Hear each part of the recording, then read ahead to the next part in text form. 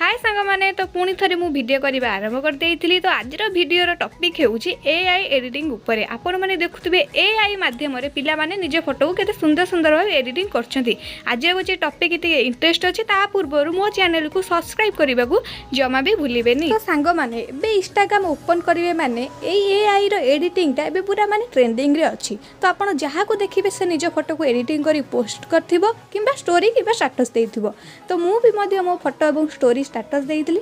कौन मेसेज आसला चलतु देखा। ता भर बहुत सारा इंटरेस्टिंग मेसेज भी अच्छी जोड़ा आपड़ पढ़े माने हसी हसी गड़े। चलतु स्टार्ट आपण मैंने देखुवे केते मोर स्टेटस रिप्लाई आसी सहित गोटे सांगटे मत मेसेज देती ता फोटो एडिटिंग कर दिया ता सहित मेसेज देती मो फोटो देखी ता भाई काले मो ऊपर फिदा हो जाइए।